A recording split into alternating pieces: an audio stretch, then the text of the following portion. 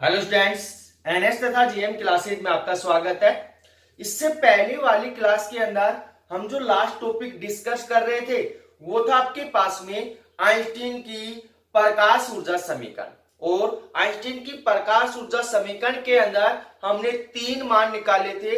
एक था आपके पास में उत्सर्जित इलेक्ट्रॉन का वेग हम किस प्रकार से निकालेंगे, तो वेग का सूत्र आया था। सेकंड था आपके पास में जो निरोधी विभव है उसका मान किस प्रकार से निकालेंगे, उसका सूत्र हमने निकाला था। और उससे आगे था आपके पास में जो ढाल आपके पास में m बराबर tan थीटा था उसका मान हमने निकाला था। तो अब इसी क्रम के अंदर आपके पास में अगला जो टॉपिक है वो है आपके पास में आइंस्टीन के द्वारा प्रकाश विद्युत प्रभाव के परिणामों का स्पष्टीकरण, कि आइंस्टीन ने कौन कौन से परिणाम निकाले हैं, उनको किस प्रकार से स्पष्ट किया है, उसको क्या करना है, हमें समझना है। तो इस टॉपिक को अच्छे से समझना भाई। तो आइंस्टीन नामक वैज्ञानिक ने फर्स्ट में क्या बताया है कि जैसे जैसे आपतित प्रकाश की आवर्ती बढ़ाई जाती है, जैसे जैसे आपतित प्रकाश की आवर्ती बढ़ाई जाती है वैसे वैसे उत्सर्जित इलेक्ट्रॉनों की गतिज ऊर्जा के मान में क्या होती है, वृद्धि होती है। फर्स्ट बात आपको समझ में आ गई होगी कि जैसे जैसे आपतित प्रकाश की आवर्ती बढ़ाई जाती है वैसे वैसे आपके पास में जो उत्सर्जित इलेक्ट्रॉन है उनकी गतिज ऊर्जा के मान में क्या होती है, वृद्धि होती है। इसलिए हम कह सकते हैं कि जो उत्सर्जित इलेक्ट्रॉनों की जो गतिज ऊर्जा है वो आवर्ती के ऊपर निर्भर करती है, तीव्रता के ऊपर निर्भर नहीं करती है, चाहे उसकी तीव्रता कुछ भी हो। तो किस प्रकार से लिखेंगे, फर्स्ट एरो का निशान लगाकर अच्छे से समझना भाई। फर्स्ट एरो का निशान लगाकर लिखेंगे जैसे जैसे आपतित प्रकाश की आवर्ती बढ़ाई जाती है, जैसे जैसे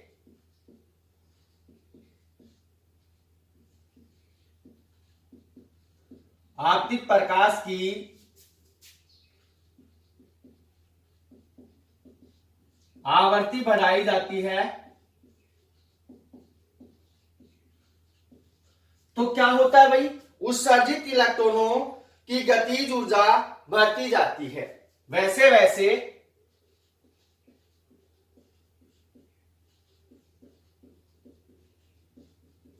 उत्सर्जित इलेक्ट्रॉनों की गतिज ऊर्जा बढ़ती जाती है।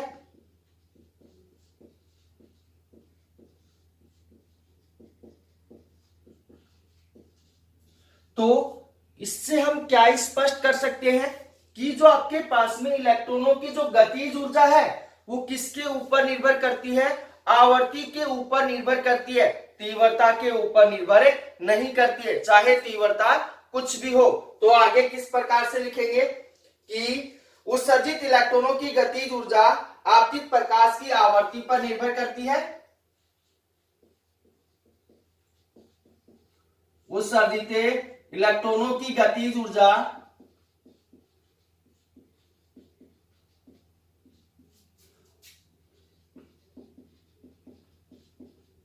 आपतित प्रकाश की आवर्ती पर निर्भर करती है।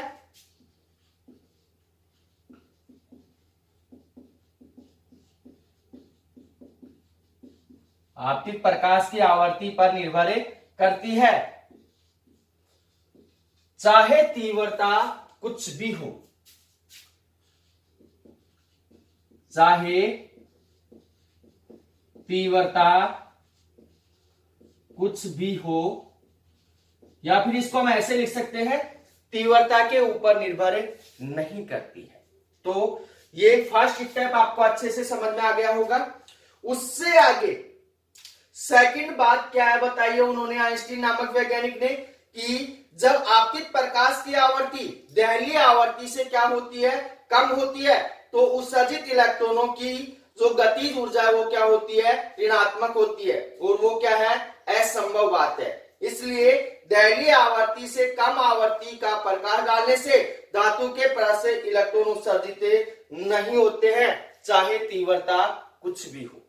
तो सेकंड बात को दोबारा से ध्यान से सुनना। सेकंड बात आइंस्टीन नामक वैज्ञानिक ने क्या बताई है कि आपके पास में अगर जो आवर्ती है वो दहलीय आवर्ती से क्या होती है, कम होती है। तो जो धातु है उसके परत से इलेक्ट्रॉनों का उत्सर्जन नहीं होता है और जो उनकी गतिज ऊर्जा है वो क्या होती है, ऋणात्मक होती है। क्या होती है, ऋणात्मक होती है। और जो आपके पास में किसी भी कण की जो गतिज ऊर्जा है वो ऋणात्मक क्या है, असंभव है।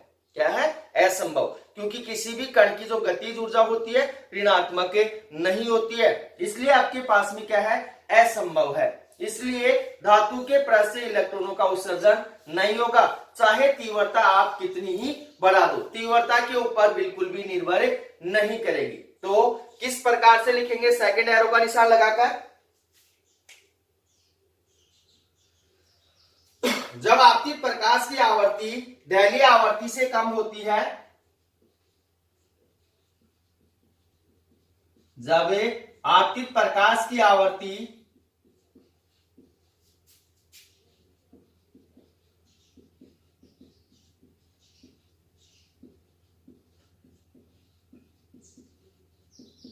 दहलीय आवर्ती से कम होती है, तब क्या होता है भी, तब उत्सर्जित इलेक्ट्रॉनों की गतिज ऊर्जा ऋणात्मक होती है। तब उत्सर्जित इलेक्ट्रॉनों की गतिज ऊर्जा क्या होती है, ऋणात्मक होती है। ऋणात्मक होती है, जो क्या है, असंभव है। जो असंभव है। इसलिए हम क्या कह सकते हैं कि दहलीय आवर्ती से कम आवर्ती के प्रकाश पर धातु के परत से इलेक्ट्रॉनों का उत्सर्जन नहीं होगा, चाहे तीव्रता कुछ भी हो। तो आगे क्या लिखेंगे, इसलिए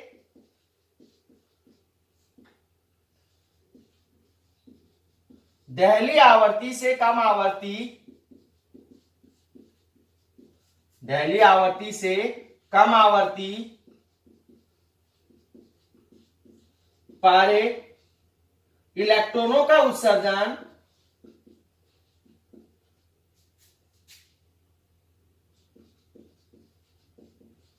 नहीं होगा, नहीं होगा, चाहे तीव्रता कुछ भी हो, चाहे तीव्रता कुछ भी हो। तो दो बातें आपको अच्छे से समझ में बैठ गई होगी कि आवर्ती बढ़ाई जाएगी तो इलेक्ट्रॉनों की गतिज ऊर्जा बढ़ेगी, अगर आवर्ती का मान दहलीय आवर्ती से कम होता है तो उत्सर्जित इलेक्ट्रॉनों की गतिज ऊर्जा क्या होती है, ऋणात्मक होती है। तो जो क्या है, असंभव है, इसलिए आवर्ती दहलीय आवर्ती से कम आवर्ती पर इलेक्ट्रॉनों का उत्सर्जन नहीं होगा, चाहे तीव्रता कुछ भी हो। थर्ड बात उन्होंने क्या बताई है कि अगर आपके पास में आपतित प्रकाश की तीव्रता बढ़ाई जाती है, क्या बढ़ाई जाती है, तीव्रता बढ़ाई जाती है, तो उसकी गतिज ऊर्जा के मान में कोई परिवर्तन नहीं होता है, क्योंकि गतिज ऊर्जा किसके ऊपर निर्भर करती है, आपतित प्रकाश की आवर्ती के ऊपर निर्भर करती है। तो हर बात उन्होंने बताई है कि यदि आपतित प्रकाश की तीव्रता बढ़ाई जाती है तो उसकी गतिज ऊर्जा के मान में कोई परिवर्तन नहीं होता है, क्योंकि तीव्रता बढ़ाने के ऊपर इलेक्ट्रॉनों का संख्यात्मक मान क्या होता है, बढ़ता है, और इलेक्ट्रॉनों का संख्यात्मक मान बढ़ेगा तो प्रकाश विद्युत धारा के मान में क्या होती है, वृद्धि होती है।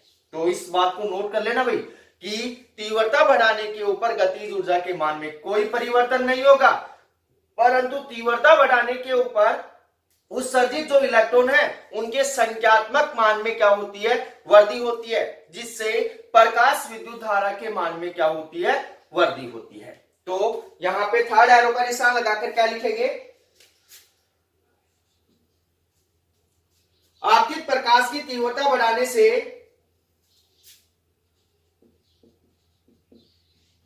आपतित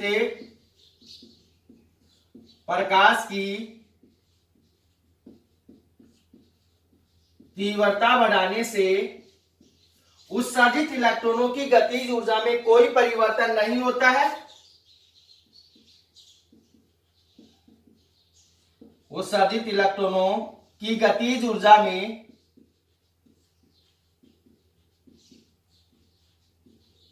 कोई परिवर्तन नहीं होता है।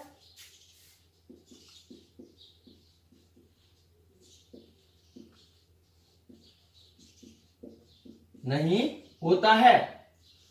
अब आपके पास में उत्सर्जित इलेक्ट्रॉनों की गतिज ऊर्जा में कोई परिवर्तन नहीं होगा, तो कौन सा मान बढ़ेगा भाई? तो यहां पे आपके पास में क्वेश्चन बनता है कि गतिज ऊर्जा में कोई परिवर्तन नहीं हो रहा है, तो कौन सा मान बढ़ेगा? तो तीव्रता बढ़ाने के ऊपर क्या मान बढ़ता है? आपके पास में जो इलेक्ट्रॉन है उनके संख्यात्मक मान बढ़ता है, जिससे प्रकाश विद्युत धारा के मान में क्या होती है? वृद्धि होती है। तो आगे क्या लिखेंगे? इसलिए प्रकाश की तीव्रता बढ़ाने पर उत्सर्जित इलेक्ट्रॉनों का संख्यात्मक मान बढ़ता है। इसलिए तीव्रता बढ़ाने पर उत्सर्जित इलेक्ट्रॉनों का संख्यात्मक मान बढ़ता है।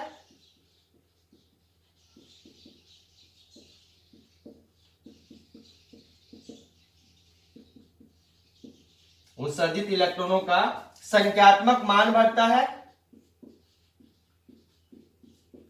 जिससे प्रकाश विद्युत धारा के मान में क्या होती है? वृद्धि होती है। जिससे प्रकाश विद्युत धारा के मान में वृद्धि होती है।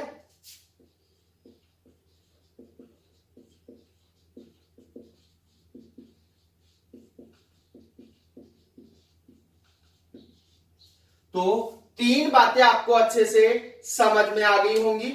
तो अब उससे आगे क्या है?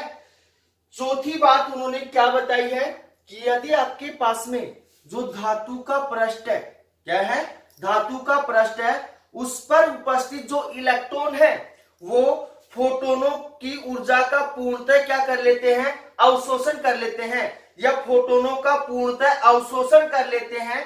तब आपके पास में धातु के पृष्ठ के ऊपर दहलीय आवर्ती का प्रकाश डालने से इलेक्ट्रॉनों का उत्सर्जन क्या होता है? तुरंत प्रारंभ हो जाता है। उसमें काल पश्यता नहीं लगती है, बिल्कुल भी समय नहीं लगता है। तुरंत इलेक्ट्रॉनों का उत्सर्जन क्या होता है? प्रारंभ हो जाता है। दोबारा से सुनना, यदि आपके पास में धातु के पृष्ठ पर उपस्थित जो इलेक्ट्रॉन है फोटोनों की ऊर्जा का पूर्णतः क्या कर लेते हैं? अवशोषण कर लेते हैं, और धातु के पृष्ठ के ऊपर दहलीय आवर्ती का प्रकाश डालने से क्या होता है? इलेक्ट्रॉनों का उत्सर्जन तुरंत प्रारंभ हो जाता है। उसमें काल पश्यता नहीं लगती है, उसमें कोई भी समय नहीं लगता है। तो फोर्थ एरो का निशान लगाकर क्या लिखेंगे? धातु के पृष्ठ पर उपस्थित इलेक्ट्रॉन धातु के पृष्ठ पर उपस्थित इलेक्ट्रॉन यदि फोटोनों की ऊर्जा का पूर्णतः अवशोषण करते हैं, यदि फोटोनों की ऊर्जा का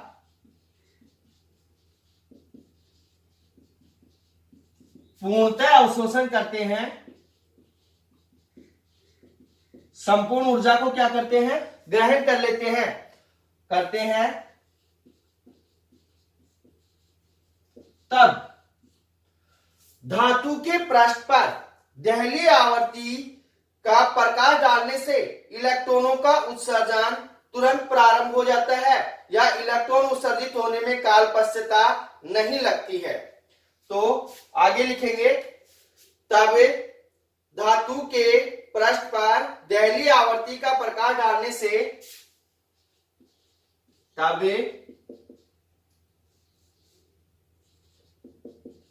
धातु के पृष्ठ पर दहलीय आवर्ती का प्रकाश डालने से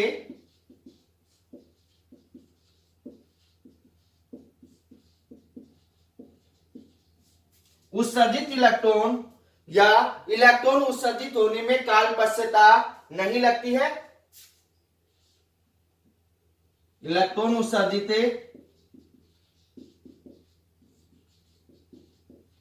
होने में कालपश्यता नहीं लगती है, या फिर इसको हम ऐसे लिख सकते हैं, इलेक्ट्रॉन क्या होते हैं, तुरंत उत्सर्जित होने लगते हैं। इलेक्ट्रॉन उत्सर्जित होने में बिल्कुल भी समय नहीं लगता है। तो ये हो गया आपके पास में आइंस्टीन के द्वारा प्रकाश विद्युत प्रभाव के परिणामों का स्पष्टीकरण। तो उन्होंने 4 बातें बताई है और चारों बातें ही इंपॉर्टेंट है। पहली बात क्या है कि जैसे जैसे आपतित प्रकाश की आवृत्ति बढ़ाई जाएगी, उत्सर्जित इलेक्ट्रॉनों की गतिज ऊर्जा क्या होगी, बढ़ती जाएगी। इसलिए जो आपके पास में इलेक्ट्रॉन उत्सर्जित जो इलेक्ट्रॉन है उनकी गतिज ऊर्जा किसके ऊपर निर्भर कर रही है, आपतित प्रकाश की आवृत्ति के ऊपर क्या करती है, निर्भर करती है, तीव्रता के ऊपर निर्भर नहीं करती है। सेकंड बात क्या बताई है कि जब आपतित प्रकाश की आवृत्ति क्या होती है, दहली आवृत्ति से कम होती है, तब आपके पास में जो उत्सर्जित इलेक्ट्रॉनों की गतिज ऊर्जा है वो क्या होती है, ऋणात्मक होती है, और जो क्या है, असंभव है। तो अब आपके पास में यहां पे कम होती है, उत्सर्जित इलेक्ट्रॉनों की ऊर्जा ऋणात्मक होगी तो क्या होगी, असंभव होगी। इसलिए दहली आवृत्ति से कम आवृत्ति का प्रकाश डालने से इलेक्ट्रॉनों का उत्सर्जन नहीं होगा, चाहे तीव्रता कुछ भी हो। उससे आगे आपके पास में तीसरी बात उन्होंने क्या बताई है कि तीव्रता बढ़ाने से उत्सर्जित इलेक्ट्रॉनों की गतिज ऊर्जा में कोई परिवर्तन नहीं होता है। उत्सर्जित जो आपके पास में इलेक्ट्रॉन है उनकी गतिज ऊर्जा के ऊपर कोई प्रभाव नहीं पड़ेगा।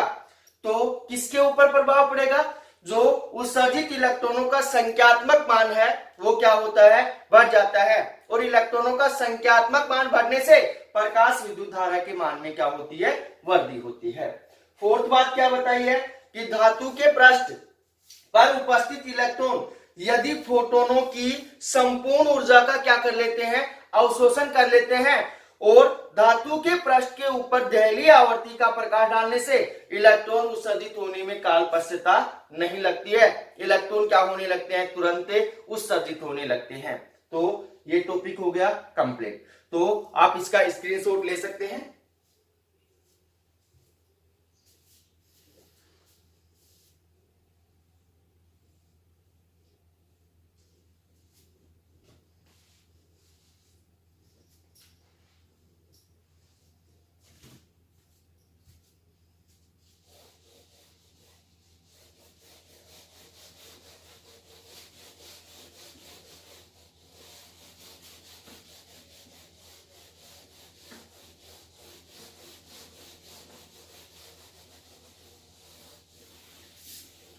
अगला जो टॉपिक है वो है आपके पास में प्रकाश की द्वैत प्रकृति।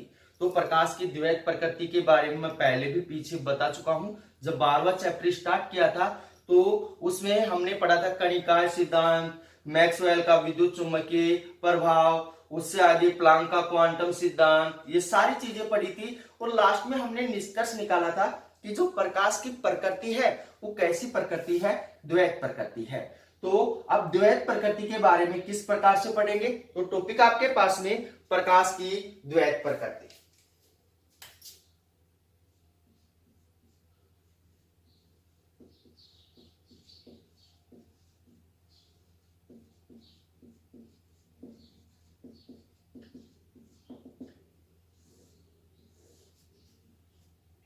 तो प्रकाश की द्वैत प्रकृति किसे बोलेंगे उसको अच्छे से समझना है कि प्रकाश की प्रकृति के बारे में अलग अलग वैज्ञानिकों ने अलग अलग मत दिए थे। वहां भी यही बात बताई थी मैंने कि प्रकाश की प्रकृति के बारे में अलग अलग वैज्ञानिकों ने क्या दिए थे, अलग अलग मत दिए थे। किसी ने कहा था कि जो प्रकाश की प्रकृति वो कणीय प्रकृति है, और किसी ने कहा था कि जो प्रकाश की प्रकृति वो कैसी है, तरंगीय प्रकृति है। और प्लांक ने क्या बताया था कि जो प्रकाश संचरित होता है वो छोटे छोटे बंडलों के रूप में होता है, जिन बंडलों को क्या कहते हैं, फोटोन या क्वांटा कहते हैं। तो अलग अलग प्रकाश की प्रकृति के बारे में अलग अलग वैज्ञानिकों के क्या थे, अलग अलग मत थे। उससे आगे आपके पास में यहाँ पे, क्योंकि प्रकाश की जो घटनाएं हैं उन घटनाओं की, कुछ घटनाओं की व्याख्या तो हम क्या करते हैं, कणीय प्रकृति के आधार पे करते हैं। कणीय प्रकृति के आधार पर कौन कौन सी करते हैं, प्रकाश का परावर्तन और अपवर्तन जैसी घटनाओं की व्याख्या तो हम किससे करते हैं, कणीय प्रकृति से करते हैं। परंतु प्रकाश की कुछ घटनाएं तरंगीय प्रकृति के आधार पर होती है, जैसे व्यतिकरण, विवर्तन, ध्रुवण आदि घटनाएं किससे होती हैं, तरंगीय प्रकृति के आधार पर होती है। इसलिए कहा जा सकता है कि प्रकाश की कणीय और तरंगीय दोनों प्रकृति होती है। माना जाता है ये बात कि प्रकाश की कणीय तथा तरंग दोनों प्रकृति होती है, जिसे प्रकाश की इस प्रकृति को क्या कहते हैं, द्वैत प्रकृति कहते हैं, दोहरी प्रकृति कहते हैं। क्योंकि प्रकाश को दो प्रकृति के रूप में माना गया है, कण के रूप में माना गया है और तरंग के रूप में माना गया है, इसलिए प्रकाश की इस प्रकृति को क्या कहते हैं, द्वैत प्रकृति कहते हैं। तो लिखेंगे कैसे, इसको अच्छे से समझना। प्रकाश की प्रकृति को लेकर अलग अलग वैज्ञानिकों के अलग अलग मत दिए।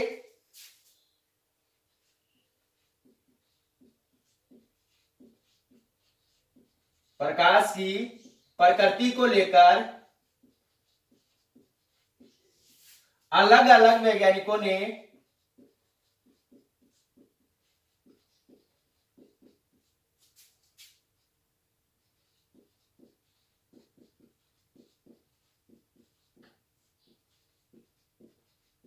अलग अलग मत दिए।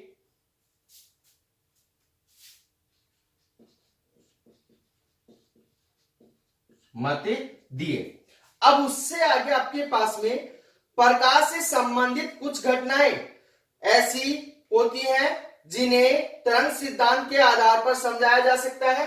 तो आगे लिखेंगे कि प्रकाश से संबंधित कुछ घटनाएं, प्रकाश से संबंधित कुछ घटनाएं ऐसी होती हैं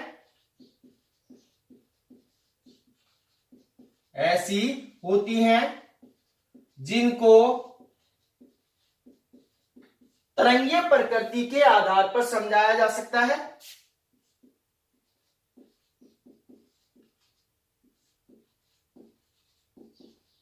तरंगीय प्रकृति के आधार पर समझाया जा सकता है।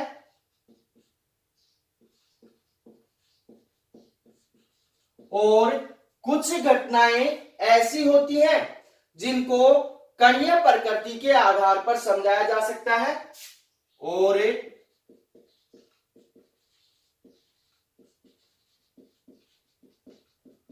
कुछ घटनाएं ऐसी होती हैं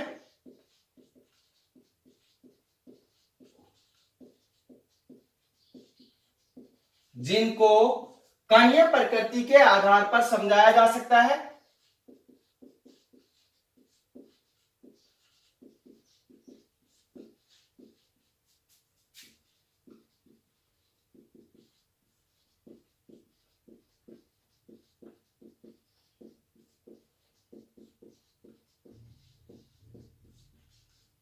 समझाया जा सकता है।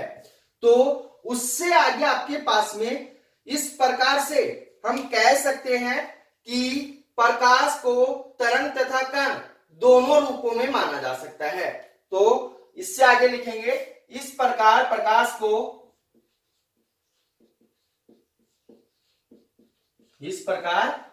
को तरंग तथा कण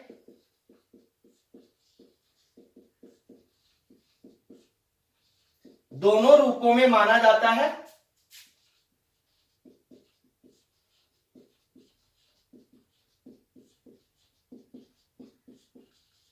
दोनों रूपों में माना जाता है।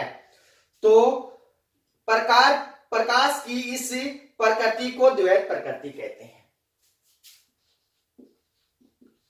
प्रकाश की इस प्रकृति को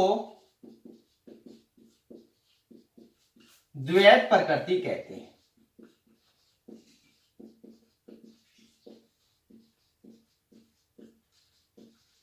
तो प्रकाश की द्वैत प्रकृति की डेफिनेशन आपको समझ में बैठ गई होगी कि प्रकाश की द्वैत प्रकृति क्या होती है।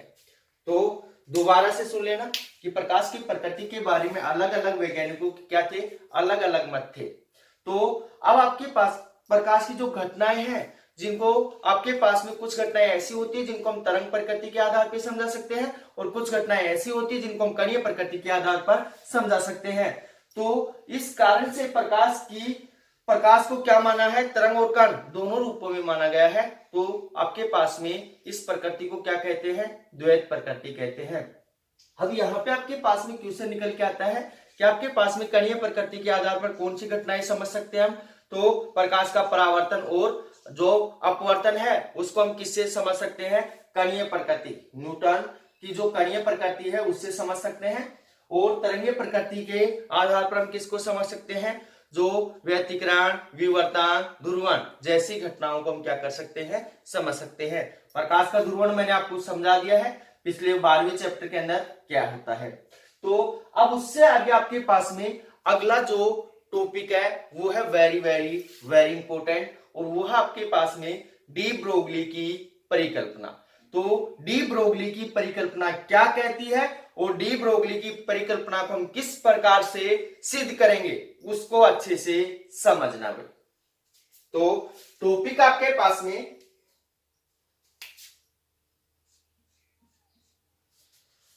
डी ब्रोगली की परिकल्पना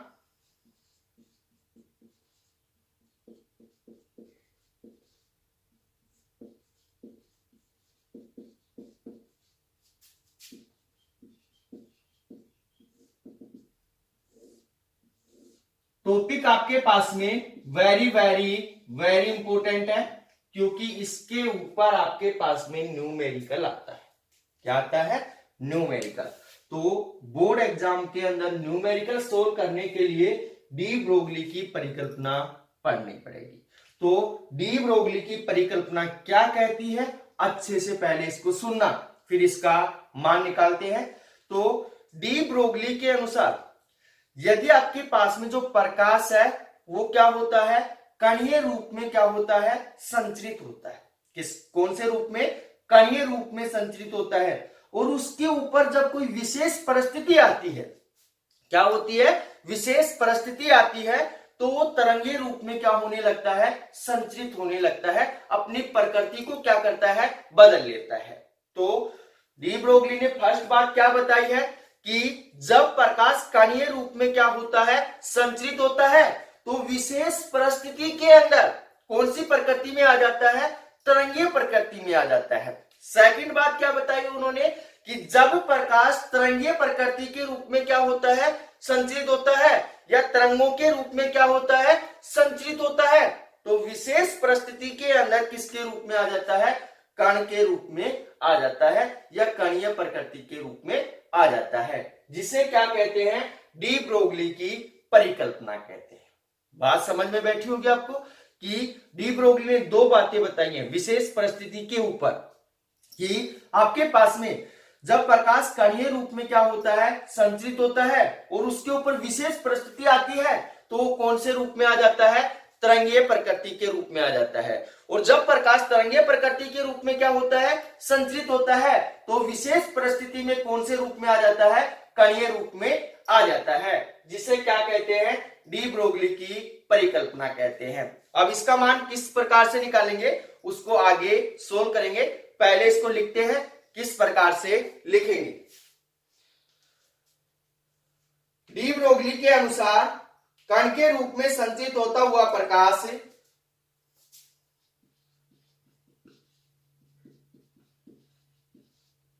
डी ब्रोगली के अनुसार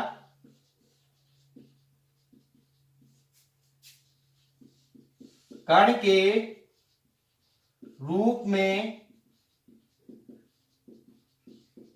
संचरित होता हुआ प्रकाश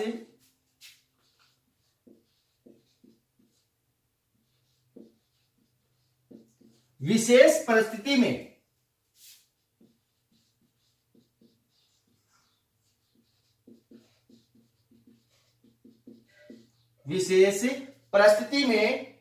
क्या होता है भाई, विशेष परिस्थिति में तरंगे रूप में आ जाता है, या किसके रूप में आ जाता है, तरंग के रूप में संचरित होने लगता है। विशेष परिस्थिति में तरंग के रूप में संचरित होने लगता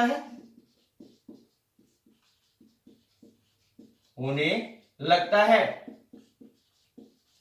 सेकंड बात उन्होंने क्या बताई है, तथा तरंग के रूप में संचित होता हुआ प्रकाश विशेष परिस्थिति में कण के रूप में संचित होने लगता है, तथा तरंग रूप में संचरित होता हुआ प्रकाश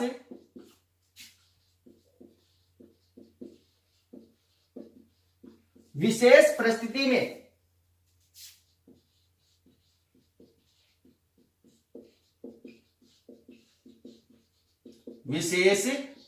में कण के रूप में संचित होने लगता है, कण के रूप में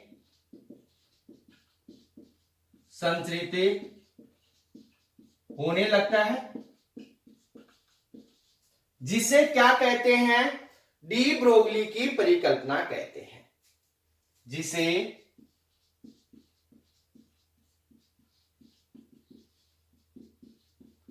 डी ब्रोगली की परिकल्पना कहते हैं। अब आपके पास में डी ब्रोगली की परिकल्पना के अंदर क्या निकालना है, आपको मान निकालना है। यदि आपके पास में धातु के पृष्ठ से उत्सर्जित जो कण है, चाहे इलेक्ट्रॉन हो, न्यूट्रॉन हो, प्रोटॉन हो, ड्यूट्रॉन हो, अल्फा कण हो, तो धातु के पृष्ठ से उत्सर्जित जो इलेक्ट्रॉन है उसका द्रव्यमान कितना है, m है, और वेग कितना है, v है, तो उसकी अधिकतम गतिज ऊर्जा कितनी होगी भाई आपके पास में, E बराबर 1/2 m v स्क्वायर होगा। तो आगे किस प्रकार से लिखेंगे,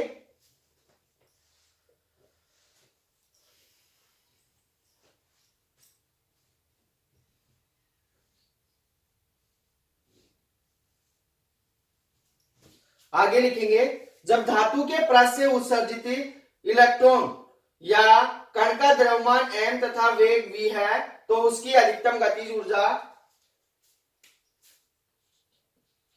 जब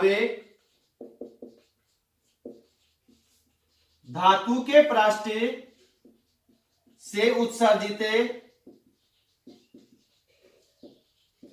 कण या इलेक्ट्रॉन का द्रव्यमान कण के, यहां पे कण के रूप में काफी सारे हो सकते हैं, इलेक्ट्रॉन, प्रोटॉन, न्यूट्रॉन, अल्फा कण का कुछ भी मान सकते हैं हम। तो इलेक्ट्रॉन या कण का द्रव्यमान m तथा वेग v है, तब उसकी अधिकतम गतिज ऊर्जा, तब उसकी अधिकतम गतिज ऊर्जा, अधिकतम गतिज ऊर्जा E बराबर कितना होगा भाई आपके पास में, E बराबर हो जाएगा 1/2 m v square, 1/2 m v square. अब यहां पे ध्यान देना भाई, 2 को इस साइड भेजेंगे तो क्या होगा, 2e बराबर हो जाएगा आपके पास में m v square, m v square. ये आ गया आपके पास में समीकरण नंबर 1, समीकरण नंबर 1। अब उससे आगे ध्यान से समझना कि समीकरण 1 को दोनों तरफ m से गुणा करने पर या द्रव्यमान से गुणा करने पर, तो आगे लिखेंगे समीकरण 1 को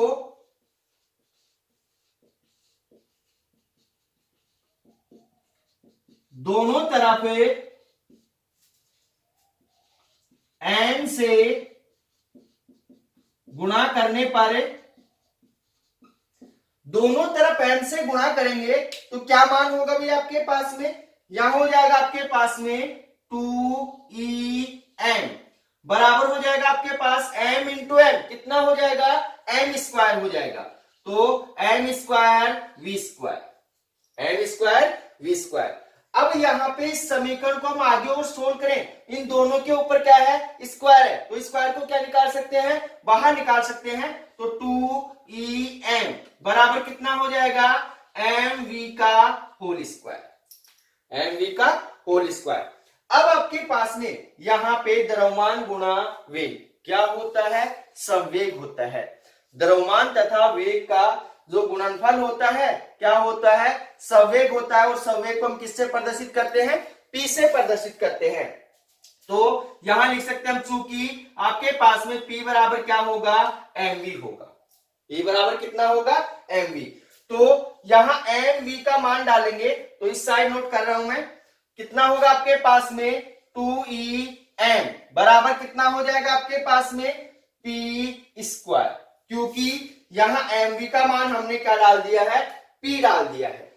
अब आपके पास में P बराबर कितना मान हो जाएगा, P बराबर हो जाएगा आपके पास अंडर रूट 2em होगा। P बराबर कितना होगा, अंडर रूट 2em हो गया। तो ये आ गया आपके पास में जो प्रकाश है उसका संवेग आ गया, इलेक्ट्रॉन है उसका क्या आ गया, संवेग आ गया। अब उससे आगे फोटोन की अवधारणा से, फोटोन की अवधारणा के अंदर भी हमने एक मान निकाला था, लैम्डा बराबर कितना आया था, एच अपॉन में पी आया था। तो आगे लिखेंगे फोटोन की अवधारणा से आपके पास में लैम्डा बराबर कितना मान आया था, लैम्डा बराबर आया था एच अपॉन में पी। फोटोन की अवधारणा मैंने पढ़ाई थी आपको इसी चैप्टर के अंदर। तो लैम्डा बराबर कितना आया था, एच अपॉन में कितना आया था, पी आया था। एच क्या है यहाँ पे, प्लांक नियतांक है, और पी क्या है यहाँ पे, संवेग है। तो पी का मान कितना है आपके पास में, अंडर रूट 2em है। तो उठाकर यहां डालेंगे तो लैम्डा बराबर कितना हो जाएगा आपके पास में, एच अपॉन में कितना होगा आपके पास में, अंडर रूट 2em होगा। तो ये किसका मान आ गया आपके पास में, लैम्डा का मान आ गया। किसका मान आ गया, लैम्डा का मान आ गया, तरंगदैर्घ्य का मान आ गया।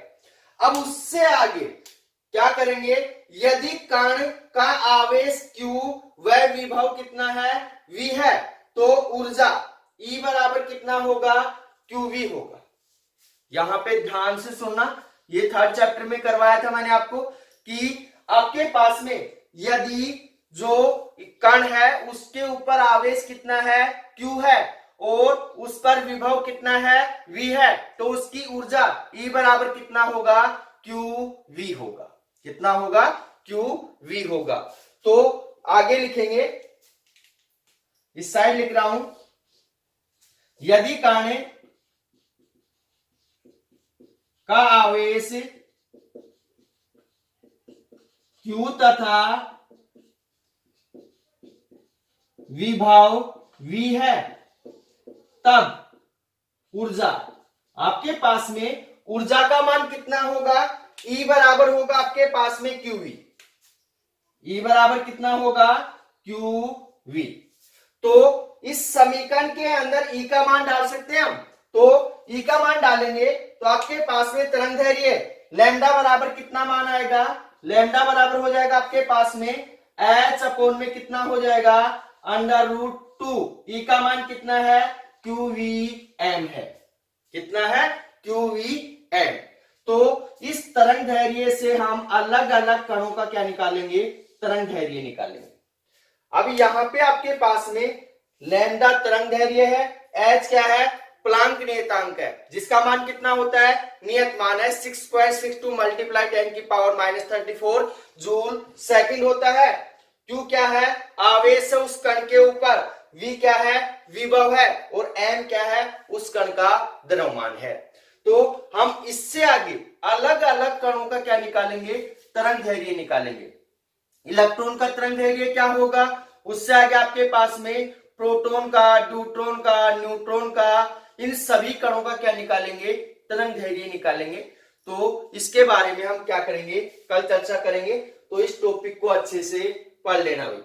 अगर इस टॉपिक के अंदर आपको प्रॉब्लम है तो आप कमेंट्स करके बता सकते हैं या व्हाट्सएप पे मैसेज करके बता सकते हैं, उसको दोबारा से अच्छे से समझा दिया जाएगा। अगर वीडियो आपको पसंद आया है तो लाइक कीजिए, शेयर कीजिए तथा हमारे यूट्यूब चैनल को सब्सक्राइब कीजिए। मिलते हैं एक छोटे से ब्रेक के बाद। धन्यवाद।